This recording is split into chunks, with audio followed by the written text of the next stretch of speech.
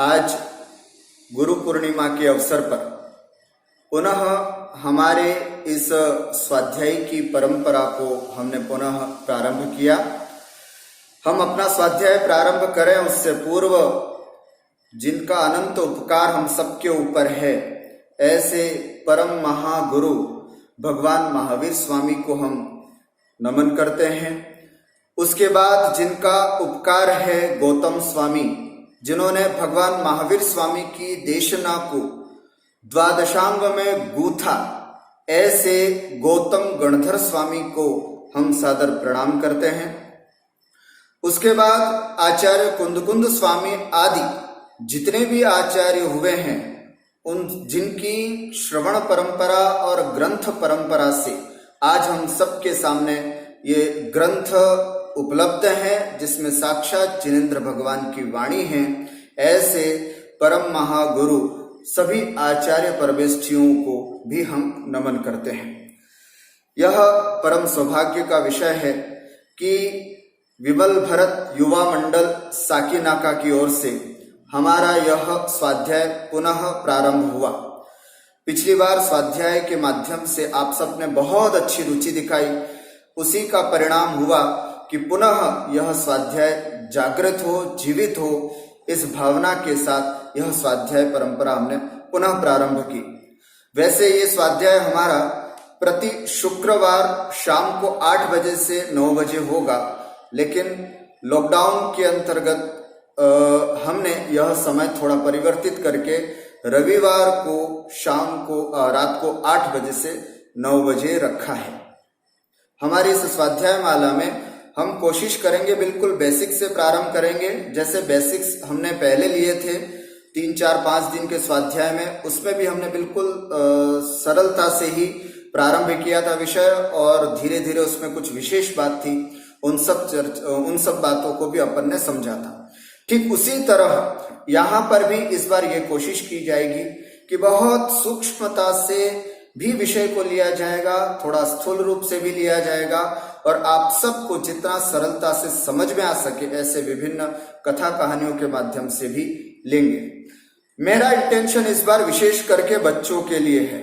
बच्चे मेरी इस पाठशाला में बैठे हैं बहुत सारे, और ये बच्चों की पाठशाला विशेष रूप से है, पर इसका मतलब ये नहीं कि बड़े लोग धीरे धीरे उठ करके बाहर चले जाएं और गप्पे लड़ाएं, नहीं। अर्थात यह भले क्लास बच्चों की है, किंतु जैन धर्म में बच्चा किसको कहा है ये भी आप समझे। तरुण सागर जी महाराज जी ने एक बहुत सुंदर बात बताई है, मैं उस बात से अपनी बात को प्रारंभ करूंगा। उन्होंने एक दिन प्रवचन श्रृंखला में, अपनी प्रवचन माला में कहा कि एक बुढ़िया थी, वो बचपन में मर गई। एक बुढ़िया थी, वो बचपन में मर गई। सभी लोग आश्चर्य करने लगे साहब कि वो बुढ़िया थी तो बचपन में कैसे मर गई, और जब बचपन में मर गई तो वो बुढ़िया कैसे हुई। सुनकर के आश्चर्य होता है। समझदार लोग समझ भी गए होंगे मेरा इशारा। यद्यपि वो उम्र में बहुत उम्रदराज थी, लेकिन जैन धर्म के ज्ञान में, व्रत नियम संयम में अभी उनका कुछ भी प्रारंभ नहीं था।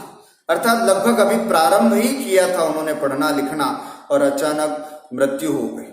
तो ऐसी स्थिति में हमारे यहाँ शास्त्रों में या धर्म में हमेशा बचपन उन्हीं के लिए कहा जाता है जो अभी ज्ञान में प्रारंभ कर रहे हैं। इसलिए यदि इस दृष्टि से देखें तो अपने अगल बगल सबको देख लें, सब लोग बचपन में हैं, सब लोगों को पाठशाला की जरूरत है। इसलिए ये पाठशाला केवल बच्चों के लिए है। मेरा ये कहने का भाव उन तमाम बच्चों के लिए है जिनको अभी धर्म का प्रारंभिक ज्ञान करना है। और जिन लोगों को प्रारंभिक ज्ञान है उनसे भी मैं निवेदन करता हूं कि वे भी सुने।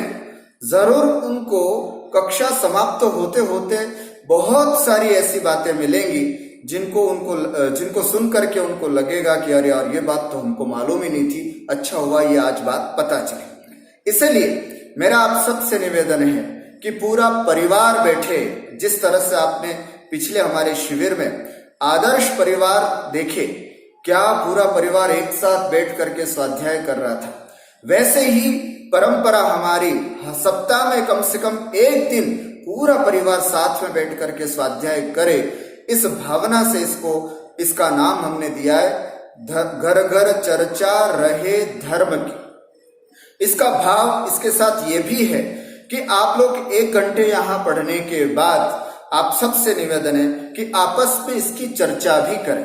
आप लोगों ने आज क्या पढ़ा, आज कौन कौन से दृष्टांत सुने आपने, अच्छा इसका क्या महत्व था।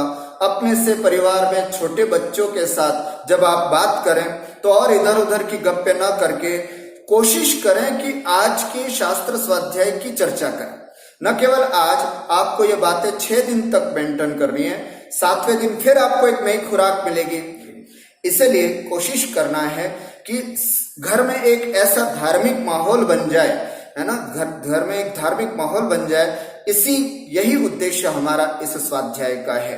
इसलिए आप सभी महानुभावों से निवेदन है कि बड़े विनय के साथ, बड़े सम्मान के साथ हम शास्त्र स्वाध्याय करें, है ना। कुछ लोग लेटे लेटे अगर स्वाध्याय करने का भाव कर रहे हैं तो उनसे निवेदन है कि बिल्कुल सीधे होकर के अच्छी तरह से स्वाध्याय में बैठे। इसके बारे में मैंने पहले भी बताया था कि वो भले ही हम ऑनलाइन पढ़ रहे हैं लेकिन पढ़ तो जिनवाणी रहे हैं, तो जिनवाणी पढ़ते समय हमारा जो भाव होना चाहिए वैसे भाव से पढ़ेंगे तो देखना बहुत अच्छी तरह से समझ में आएगा। और यदि विनय के साथ नहीं पढ़ेंगे तो ज्ञान शून्य हो जाएंगे, हम कभी भी अच्छी तरह से नहीं पढ़ पाएंगे। इसलिए आप सबसे निवेदन है, मैं कोई ऑब्जर्वेशन नहीं कर रहा हूं, मैं कोई वीडियो से आपका कोई इस बार स्क्रीनशॉट भी नहीं ले रहा हूं, सब आपके ऊपर डिपेंड है। आपकी शुद्धता आपके हाथ में है, आप अच्छे से बैठ करके पढ़ें, ये भावना मेरी आप सबसे निवेदन है। आज हम अपने इस स्वाध्याय के क्रम में प्रारंभ कर रहे हैं मंगलाचरण से। हमारे पूरे जैन दर्शन का जो सबसे सुंदर मंगलाचरण है वह है नमोकार मंत्र।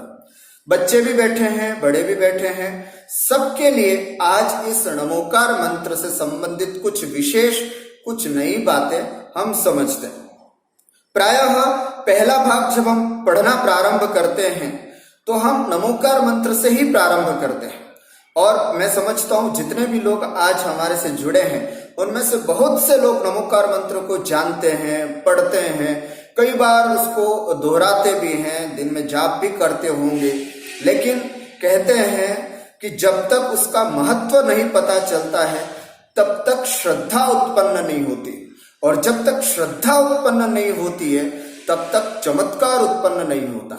इसलिए हम यद्यपि रोज नमोकार मंत्र को पढ़ते हैं लेकिन जब तक उसके महत्व को नहीं समझेंगे, उसके अर्थ भावार्थ को नहीं समझेंगे, तब तक हमारे चिंतन में उसके प्रति अत्यंत विनय भाव नहीं आएगा, और अत्यंत विनय और श्रद्धा भाव नहीं आएगा तब तक उससे होने वाले चमत्कार भी नहीं देखने में आएंगे। तो आज प्रारंभ करते हैं हम। मंगल दिन है हमारा, गुरु पूर्णिमा का बड़ा पावन दिन है हमारे लिए, अतः बड़े पावन दिन के साथ और पावन मंगलाचरण के साथ आज का हमारा यह स्वाध्याय प्रारंभ करते हैं। जैसा कि आप सबको मालूम है, नमोकार मंत्र, सबसे पहले मैं आपको बताना चाहूंगा मंत्र किसे कहते हैं, है ना। मंत्र किसे कहते हैं, मंत्र की परिभाषा क्या है, तो इसका एक अर्थ बताया जाता है शास्त्रों में।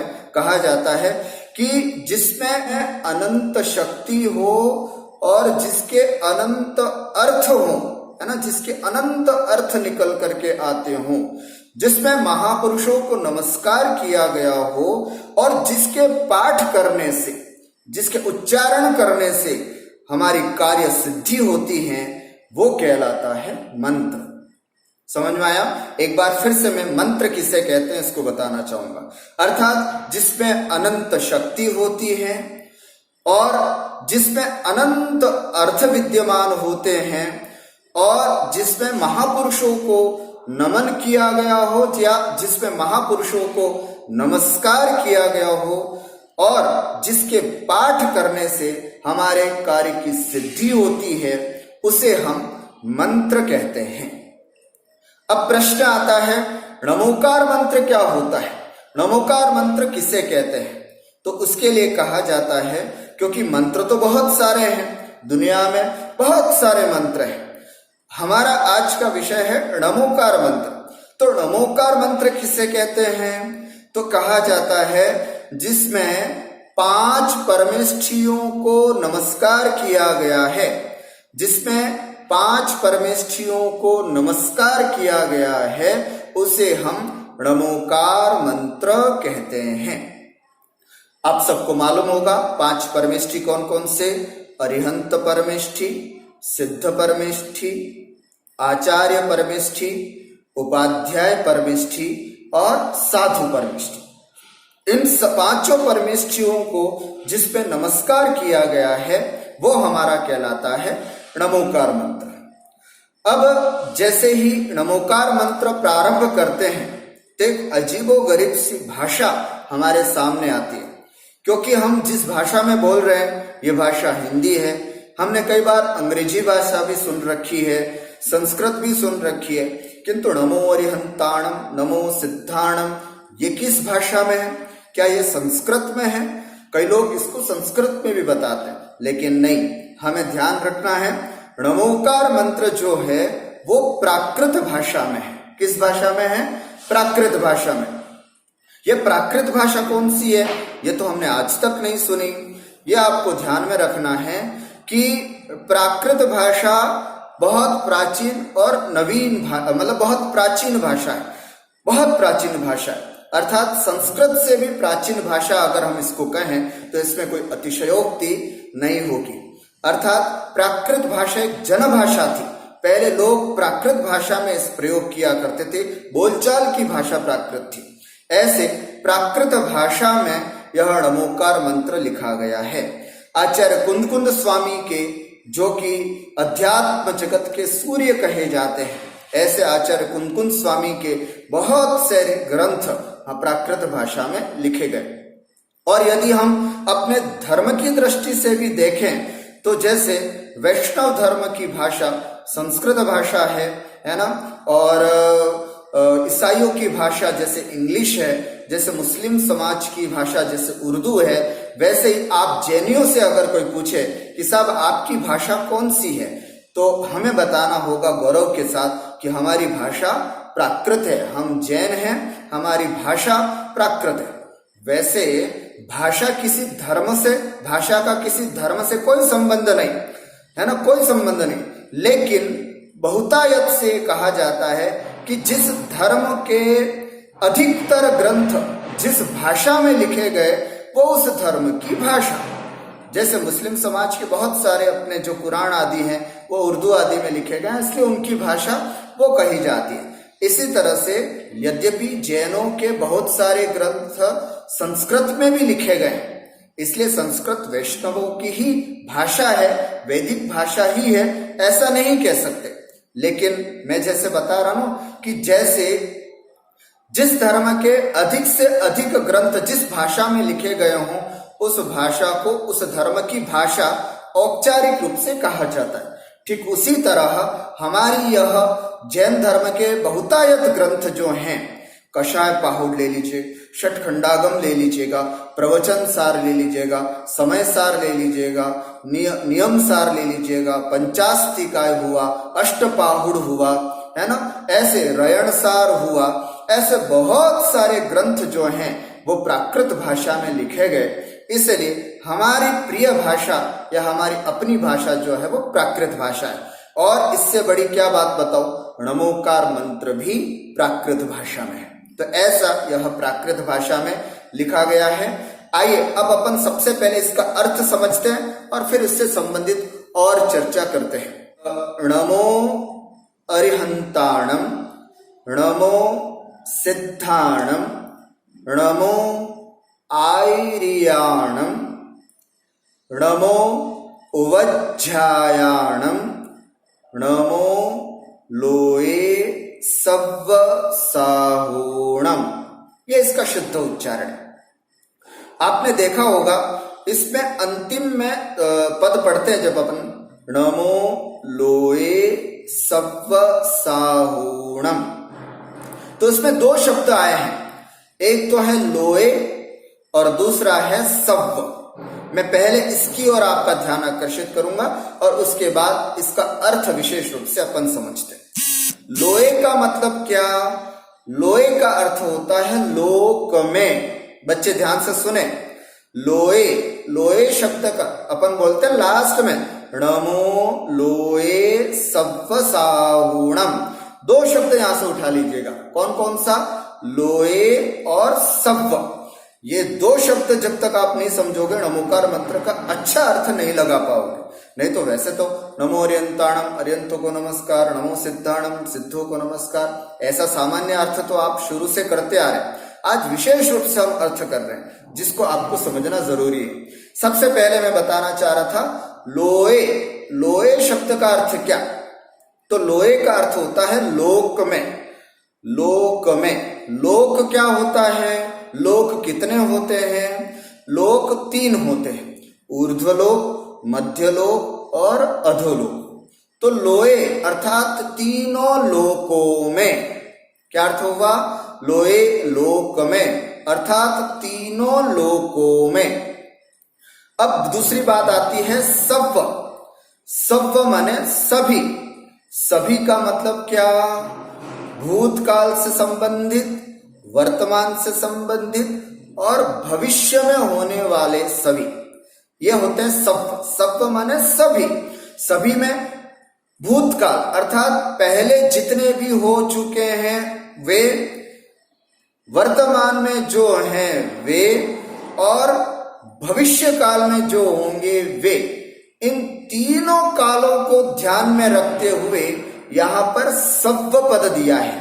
सव्व, सव्व माने सभी को, तीनों लोक में सभी को, सभी का मतलब भूतकाल में जो हो चुके हैं, वर्तमान में जो हैं और भविष्य में जो होंगे, ऐसे। अब अपन अर्थ लगाते हैं। नमो अरिहंताणम, कहीं जगह अरहंताणम भी आता है, कहीं जगह अरुहंताणम भी आता है। ये सब इसी के भेद हैं। मैं ज्यादा शब्दावली में आपको नहीं उलझाना चाहूंगा, मैं सीधा अर्थ की तरफ आपको ले जाता हूं। नमो अरहंताणम या अरिहंताणम, अर्थात अब अर्थ करते हैं इसका। अब जो मैंने आपको बताया ना लोए सव्व, इसको भी हम सबके साथ लगाएंगे। तो कैसे होगा, लोए सव्व अरिहंताणम नमो। ध्यान से देखना कैसे अर्थ निकलता है इसका। और जब इसका अर्थ आपको पता चलेगा तो क्या आनंद आएगा नमोकार मंत्र बोलने में, देखिएगा। लोए सव्व अरिहंताणम नमो, आपको बोलना नहीं है, बोलना तो नमो अरिहंताणम ऐसे ही है, लेकिन अर्थ करते समय इसको कैसे निकालते हैं वो मैं आपको बता रहा हूं। कैसे, लोए अर्थात तीनों लोकों में जितने भी अरिहंत परमेष्ठी, अब सव्व, सव्व माने जितने भी अरिहंत परमेष्ठी पहले हो चुके, वर्तमान में हैं और आगे होंगे, उन सभी अरहंताणम, अरिहंतों को, अरिहंत परमेष्ठियों को मेरा मन वचन काय से नमो, नमस्कार है। देखो कितना अर्थ निकल गया। हम तो सिर्फ सामान्य अर्थ निकालते थे कि अरिहंतों को नमस्कार, नमो अरिहंताणम, अरिहंतों को नमस्कार। अरे नहीं, जिस नमोकार मंत्र के पाठ से आप भूतकाल में जितने भी हुए हैं, अभी जितने हैं और आगे भी जितने होंगे उनको नमस्कार कर सकते हैं, तो क्यों हम संक्षिप्त में करें।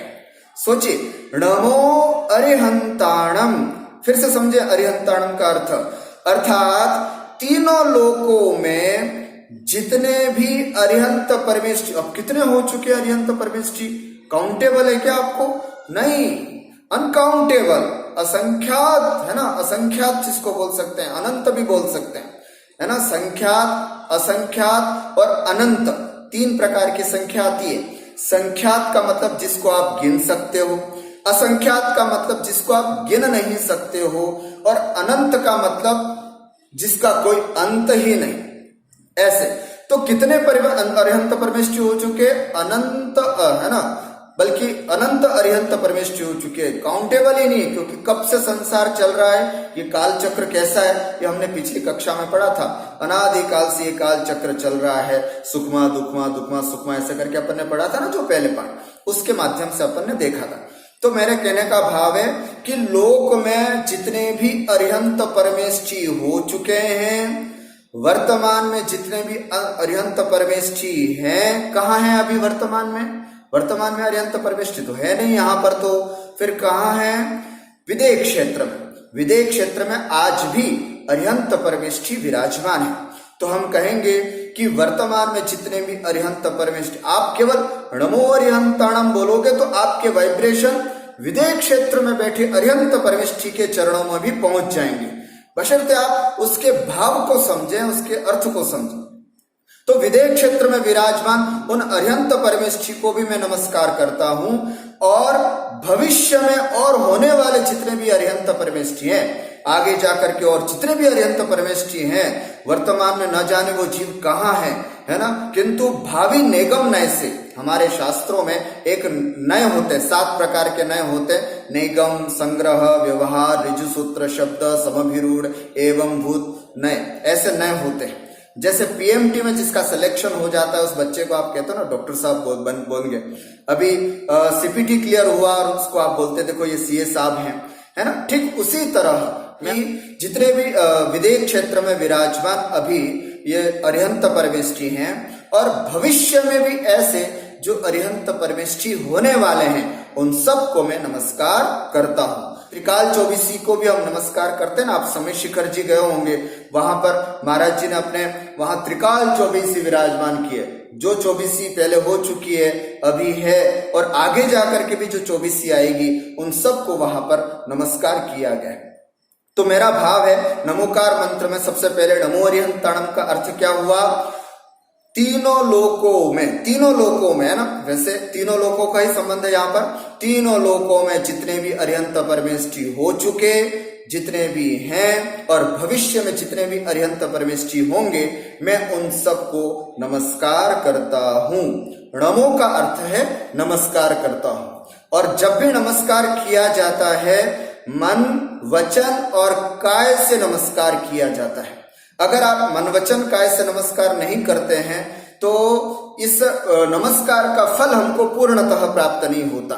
आप बोल रहे हैं नमो अरिहंताणम, और आपके हाथ ऐसे बंधे हुए हैं, है ना, या आप ऐसे खड़े हुए हैं, नमो अरिहंताणम नमो से नहीं, नमोकार मंत्र कहते ही आपके हाथ भी ऐसे जाने चाहिए, उच्चारण भी नमो अरिहंताणम बड़े विनय भाव, नमो मन नमस्कार करते हो तो बड़े विनय भाव के साथ नमो अरिहंताणम नमो सिद्धाणम। कोई लोग आते हैं ना मंदिर में, नमो निस्स नमो अरिहंताणम नमो सिद्धाणम, ऐसे नहीं, बड़े विनय भाव के साथ नमो अरिहंताणम। इस तरह से विनय भाव के साथ शब्द उच्चारण हो।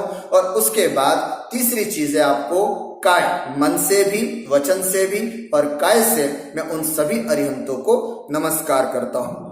बस इसी तरह सभी परमेष्ठियों को लीजिएगा। कैसे? तीनों लोकों में जितने भी सिद्ध परमेष्ठि हो चुके, अभी हैं और आगे होंगे, उन सबको मैं नमस्कार करता हूं। नमो सिद्धाण, नमो आयर्याणम। वैसे ही तीनों लोकों में जितने भी आचार्य परमेष्ठि हो चुके हैं, वर्तमान में हैं और भविष्य में होंगे, उन समस्त आचार्य परमेष्ठि को मैं नमस्कार करता हूं। आयर्याणम माने आचार्य परमेष्ठि, उवज्जायाणम माने उपाध्याय परमेष्ठि। तीनों लोकों में जितने भी उपाध्याय परमेष्ठि हो चुके हैं, अभी हैं और भविष्य में होंगे, उन सबको मैं मन वचन काय से नमस्कार करता हूं। और जितने भी तीनों लोकों में नमो लोए सब्ब साहुणम, तीनों लोकों में जितने भी साधु परमेष्ठि हो चुके हैं, वर्तमान में हैं और आगे भी होंगे, उन सभी साधु परमेष्ठियों को मैं नमस्कार करता हूं। इस तरह से यह नमोकार मंत्र का एक सामान्य अपन ने अर्थ तो समझा ही था। आज विशेष रूप से इस नमोकार मंत्र का अर्थ अपन ने देखा।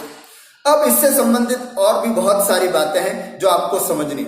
बच्चे बैठे हों तो उनके लिए भी कहना है, नमोकार मंत्र में कितने पद होते हैं आप सबको मालूम होगा, 5 पद, 35 अक्षर और 58 मात्राएं होती हैं। डायरी साथ में लेकर के बैठे, अच्छे स्वाध्यायी के लक्षण यही है। क्या करना है, नमोकार मंत्र में कितने पद, 5 पद।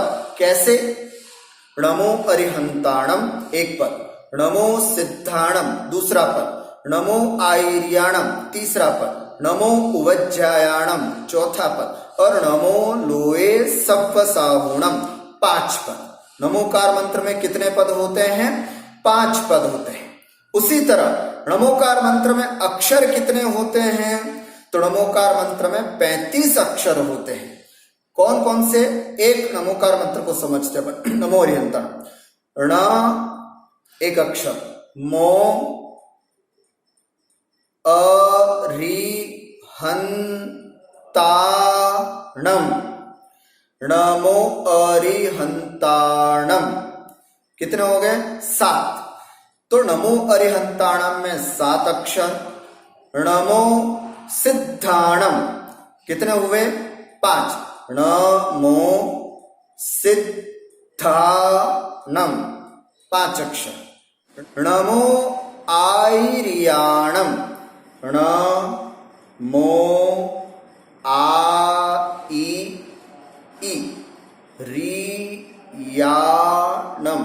नमो आयर्याणम 7 अक्षर। ऐसे ऐसे आपको काउंट करना है, ये आपका होमवर्क है। कैसे 35 अक्षर होते हैं ये आप लोग मिलान कीजिएगा और मुझे बताइएगा, कहीं डाउट हो तो मुझे बताइएगा। ठीक उसी तरह 58 मात्राएं, नमोकार मंत्र में 58 मात्राएं होती हैं। 58 मात्राएं कैसे होती हैं वो आप समझिएगा। इसी तरह से आपको बैठ करके लगाना है कि कैसे 35 अक्षर होते हैं। बच्चे सब ध्यान से सुने, मैं बच्चों की राइटिंग में देखना चाहूंगा अगली क्लास में कि कैसे आप लोग लगाते हैं। नमो अरिहंताणम 7 अक्षर, नमो सिद्धाणम 5 अक्षर, नमो आयर्याणम इसमें 7 अक्षर। तो आप सबसे निवेदन है कि इसको अच्छे से करिएगा, कैसे 35 अक्षर होते हैं। साथ में ये भी बताना चाहूंगा 58 मात्राएं कैसे गिनी जाती है, सरल है ना। जिसमें अ की मात्रा हो वो 1 मात्रा और जिसमें आ की मात्रा हो उसमें 2 मात्रा। अ, इसी तरह अ की 1 मात्रा, आ की 2 मात्रा, ई की 1 मात्रा, ई की 2 मात्रा। ऐसे जो छोटा अक्षर है उसकी 1 मात्रा, जो बड़ा अक्षर है उसकी 2 मात्रा है। मैं एक उदाहरण बताता हूं आपको।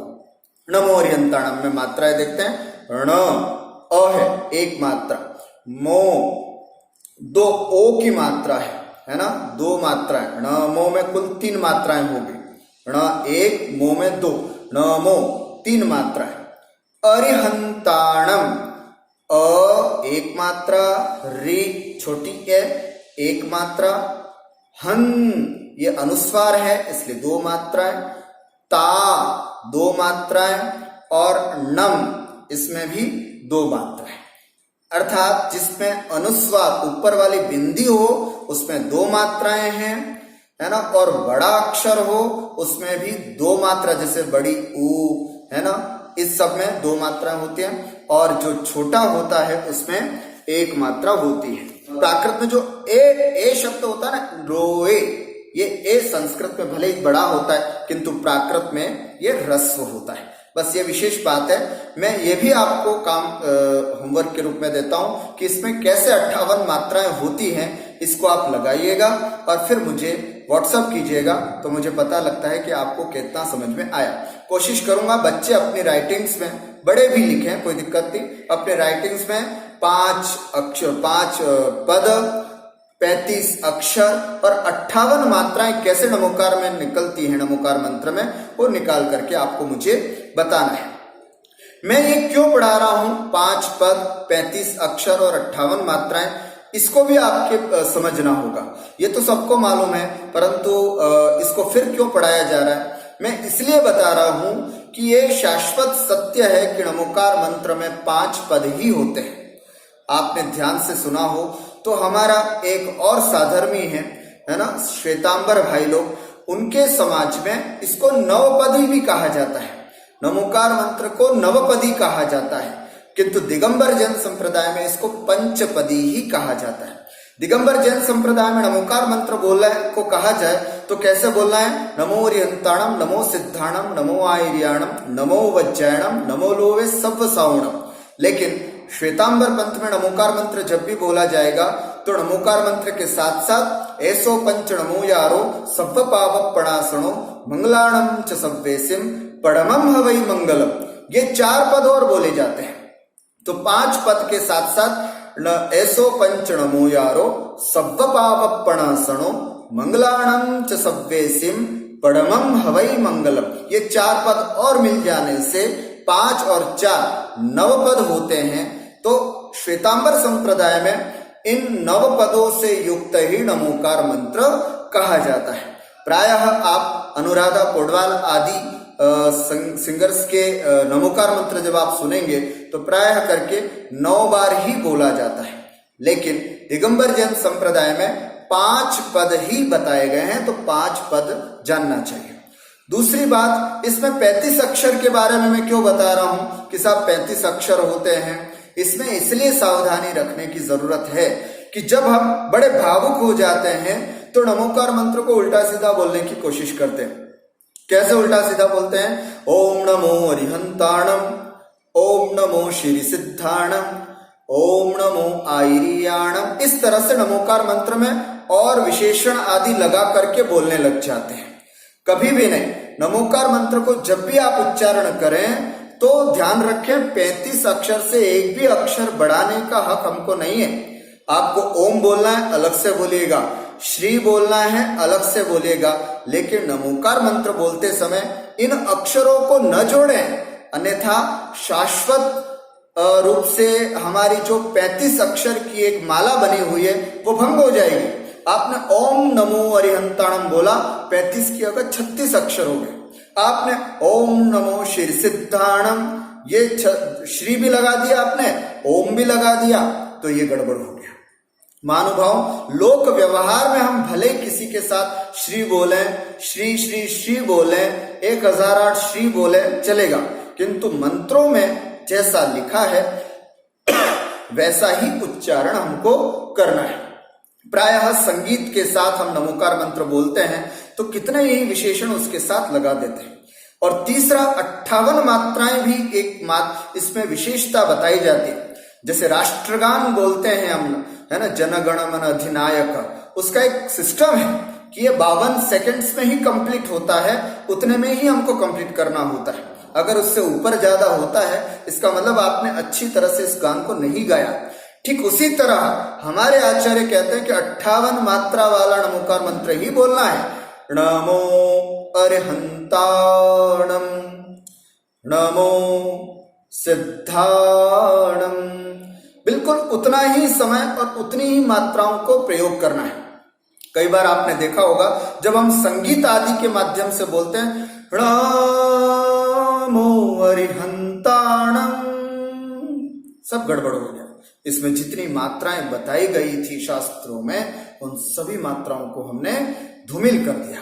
इसलिए मैंने आपको बताया है कि जब भी आप नमोकार मंत्र का उच्चारण करें बहुत शुद्धता के साथ, नमो अरिहंताणम, नमो सिद्धाणम, ऐसे।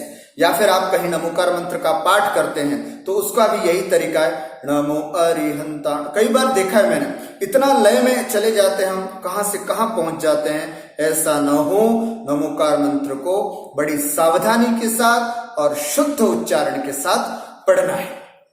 तो ध्यान रखें, 5 पद हों, 35 अक्षर हों और 58 मात्राओं से युक्त हमारा यह नमोकार मंत्र होना चाहिए। इस नमोकार मंत्र की क्या विशेषता है, इस विशेषता को भी हमें समझना है। क्या है? ऐसो पंच नमो यारो। ऐसो माने यह, पंच नमो यारो या पंच नमोकारो, यह पंच नमस्कार मंत्र। नमोकार मंत्र को पंच नमस्कार मंत्र भी कहते हैं, इसलिए यह पंच नमस्कार मंत्र सव्व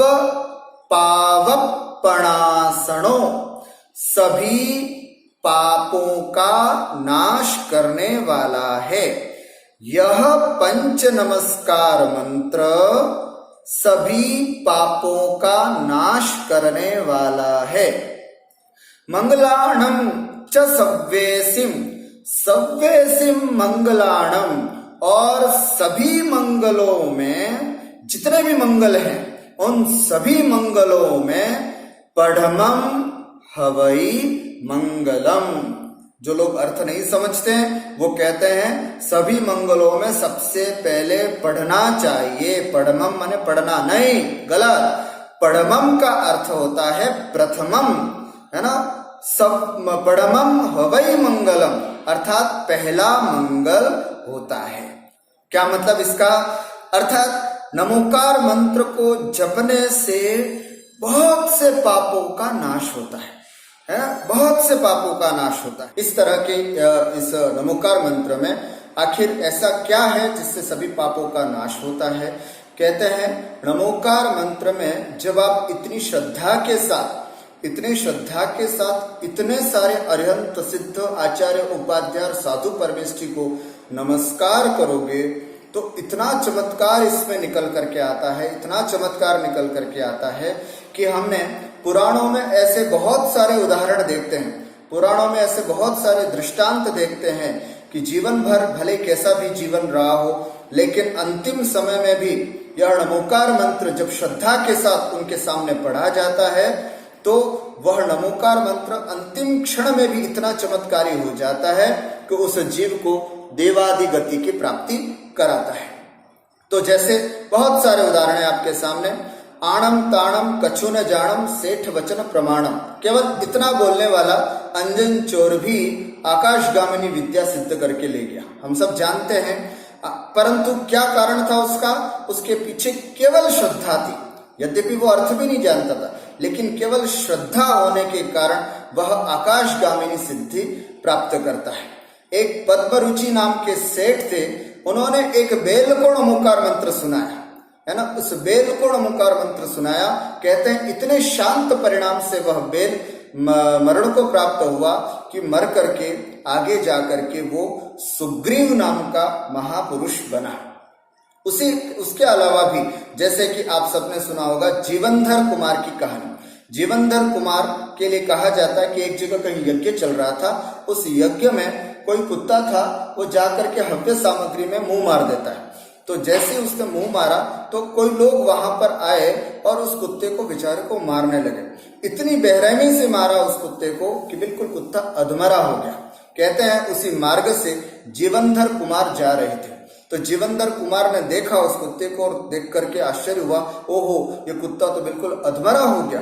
तो तत्काल उन्होंने उस कुत्ते को उठाया और उसको नमोकार मंत्र सुनाया। कहते हैं नमोकार मंत्र सुनने से एकदम जो छटपटात की अवस्था में जो कुत्ता था वो बिल्कुल शांत परिणामी हुआ और मर करके स्वर्ग में देव हुआ। ऐसे ही कहते हैं रामचंद्र जी ने जब जटायु पक्षी जो सीता के हरण के समय रावण से लड़ता लड़ता बिल्कुल अपने प्राण त्यागने वाला था, ऐसे उस जटायु पक्षी को भी कहते हैं श्री रामचंद्र जी ने नमोकार मंत्र सुनाया तो वो भी सदगति को प्राप्त हुआ। ऐसे बहुत सारे उदाहरण हैं जिसके खातिर नमोकार मंत्र के प्रभाव से, है ना, नमोकार मंत्र के प्रभाव से व्यक्ति अपने सुख को या अपने इष्ट गति को प्राप्त किया। ये प्राचीन उदाहरण है, ये सब शास्त्रों के उदाहरण है। मैं आधुनिक उदाहरण भी देना चाहूंगा।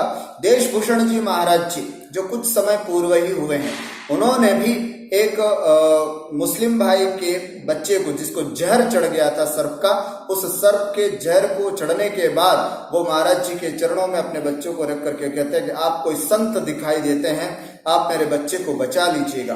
कहते हैं कि जैसे ही उनको पता चलता है कमंडल से पानी निकालते हैं, नमो अरिहंताणम नमो सिद्धाणम नमो आयर्याणम, ऐसा बोल करके उस पर छाटते हैं कि तत्काल अच्छे प्रभाव से वो बच्चा एकदम जीवित सा हो जाता है। आचार्य विमल सागर जी के जीवन में तो ऐसी कई घटनाएं हुई हैं जिनके प्रभाव से, ये नमोकार मंत्र के प्रभाव से उन्होंने कितने ही लोगों को मात्र नमो अरिहंताणम नमो सिद्धाणम नमो आयर्याणम बोलते, सर पे हाथ रखते और वह जीव बिल्कुल ठीक ठाक हो जाता। है ना। ऐसे ही कई संतों के वर्तमान में उपस्थित कई संतों के ऐसे उदाहरण हैं जिन उदाहरणों के माध्यम से हम देख सकते हैं कि नमोकार मंत्र का कितना बड़ा प्रभाव हम सबके जीवन में होता है। आज की कक्षा के माध्यम से, वैसे कहने की बहुत सारी बातें, लेकिन मैं आज अपने इस कक्षा के माध्यम से आपको ये बताऊं आज हम क्या सीख लेकर के जाएं, है ना, हमें क्या सीख लेकर के उठना है आज की स्वाध्याय से। तो मैं आप सबसे यही कहूंगा, पहली बात, जब भी नमोकार मंत्र पढ़ें हाथ जोड़ करके नमोकार मंत्र पढ़ना है ना, क्योंकि इसमें नमस्कार की भावना आई है। कभी भी नमो ओरियंताणम नमो सिद्धाणम नहीं पढ़े। जब भी कहीं नमोकार मंत्र का पाठ हो रहा हो और आपको आमंत्रित किया जाए तो नमोकार मंत्र जब भी बोलना है, नमो ओरियंताणम नमो सिद्धाणम नमो आयर्याणम, ऐसे हाथ जोड़ करके ही नमोकार मंत्र पढ़ना चाहिए, एक बात।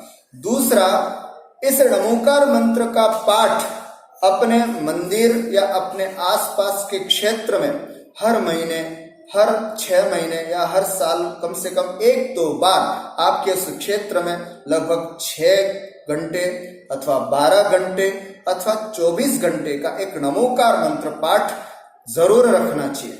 इससे पूरे वातावरण की शुद्धि हो जाती है। मुझे ध्यान है बचपन में हम लोग जब थे तो कई बार नमोकार मंत्र, हर 5-7 महीने में नमोकार मंत्र का पाठ, आज तो मंदिर में नमोकार मंत्र का पाठ चल रहा है, आज तो ये है तो भक्तामर जी का पाठ है, ये होता था। पहले लोग करते थे और करवाते भी थे, है ना। जब भी किसी का कुछ अच्छा महोत्सव आता था तो वो नमोकार मंत्र का पाठ या भक्तामर जी का पाठ मंदिर जी में करते थे, कराते थे। हम सब भी इस बार आज नमोकार मंत्र की इस महिमा को जान करके ये बात सीख लें कि जब भी कुछ ऐसा कार्य हो तो कम से कम जितना भी आपकी शक्ति है, जितना भी आप सामर्थ्य है, जितनी अच्छे विनय भाव के साथ नमोकार मंत्र पढ़ सकें। ध्यान रखें, झूठे मुंह नहीं पढ़ना है, शुद्धता के ही साथ नमोकार मंत्र पढ़ना है। तो ऐसे नमोकार मंत्र को आप पढ़ें और मंदिर जी आदि में इसका पाठ जरूर करवाएं। तीसरी बात है, नमोकार मंत्र को हम अपने दैनिक जीवन में कैसे आत्मसात करें। तो उसके लिए मेरा कहना है कि नमोकार मंत्र के लिए आप रोज बिस्तर में उठने से पहले 9 बार नमोकार मंत्र जरूर पढ़ें। सबसे पहले उठते ही आपकी शुरुआत नमोकार मंत्र से होनी चाहिए।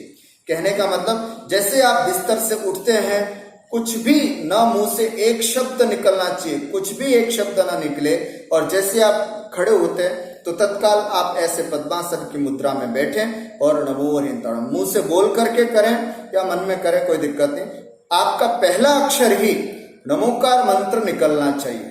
नमो अरिहंताणम नमो सिद्धाणम नमो आयर्याणम नमो वज्रयणम नमो लोवे सवसावणम, ऐसे बोल बोल करके 9 बार आदि 9 बार या 108 बार जैसे भी करें, शुरू में 9 बार पढ़ते हैं।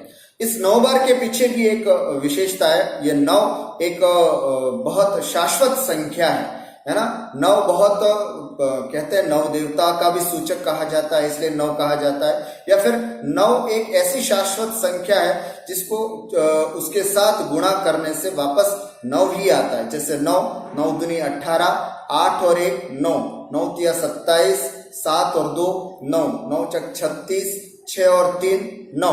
तो इस तरह से एक ऐसी शाश्वत संख्या है, इसलिए नमोकार मंत्र हम हमेशा 9 बार पढ़ते हैं। तो ऐसे सुबह उठ करके 9 बार नमोकार मंत्र पढ़ना चाहिए।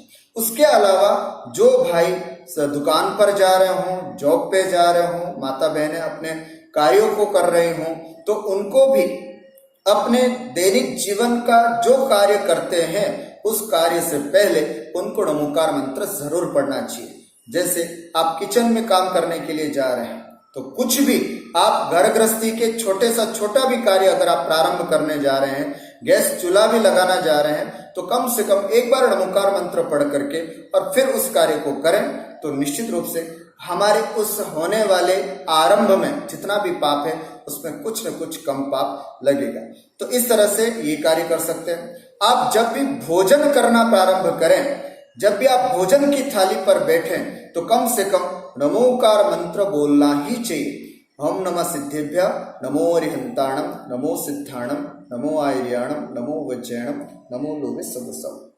वैसे आगे की कक्षाओं में हम आपसे चर्चा करेंगे कि नमोकार भोजन करने से पहले हमें क्या बोलना चाहिए, कौन सा मंत्र बोलना चाहिए, उसके क्या फायदे हैं, वो हम आगे की कक्षा में आपसे इसको कंटिन्यू करेंगे। पर एटलीस्ट और कुछ नहीं तो नमोकार मंत्र तो अवश्य पढ़ना चाहिए।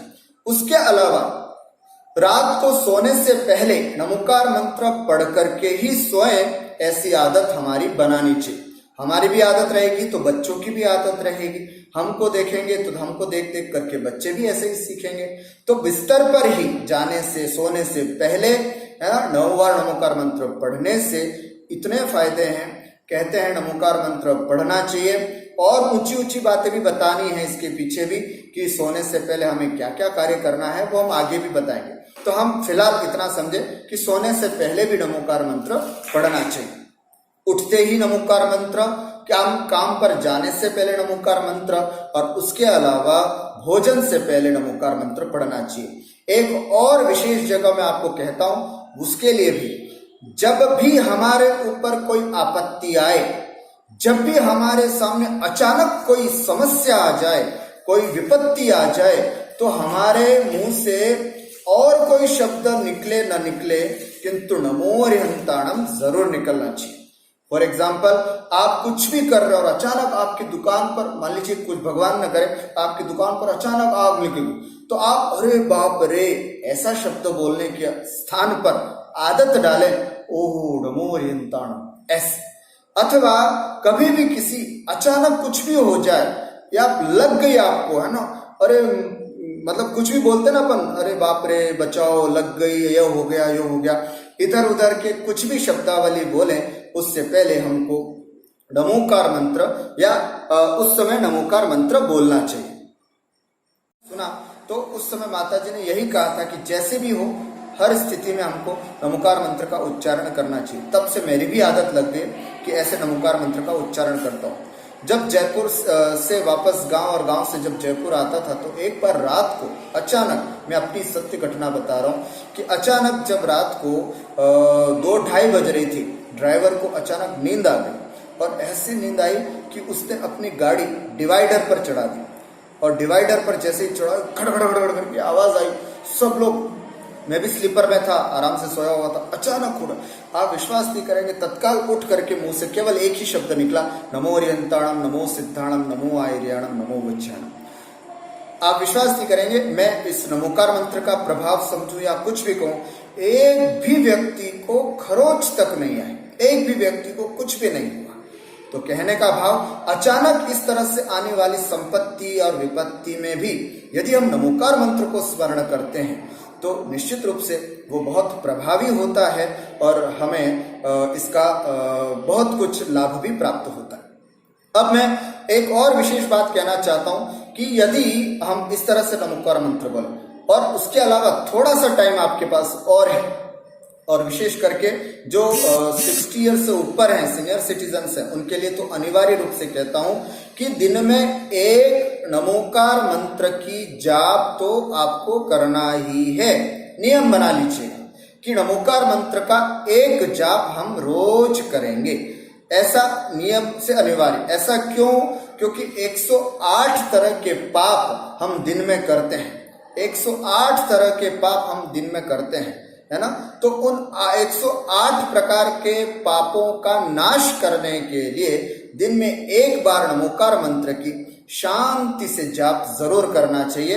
इसलिए नमोकार मंत्र, क्योंकि नमोकार मंत्र को पढ़ने से, 108 बार नमोकार मंत्र को पढ़ने से हमारे उन 108 प्रकार के पापों का प्रक्षालन हो जाता है। 108 प्रकार पापों के बहुत सारा विस्तार है, मैं उसके बारे में नहीं जाऊंगा। बस आज इस कक्षा के माध्यम से हमने ये सीख ली, हमारा अपना मंत्र है, नमोकार मंत्र है, ऐसा मंत्र जिससे 84 लाख मंत्रों की उत्पत्ति हुई है। कितनी? 84 लाख मंत्र इससे उत्पन्न हुए हैं। ऐसे नमोकार मंत्र पर हमें अटूट श्रद्धा रखनी चाहिए और जितना हो सके उतना इसका उपयोग अपने दैनिक जीवन में करना चाहिए। तो फिर हम इस नमोकार मंत्र का बहुत सारा लाभ प्राप्त कर सकते हैं। बस आज इतनी ही बात कह करके कि हम सब अपने दैनिक जीवन में अधिक से अधिक इस परम पुनीत पावन नमोकार मंत्र का उपयोग करें और अपने जीवन को सुखद बनाएं। इसी मंगलमय भावना के साथ मैं अपनी बात को विराम देता हूं। बोले द्वादशांग जनवाणी माता की।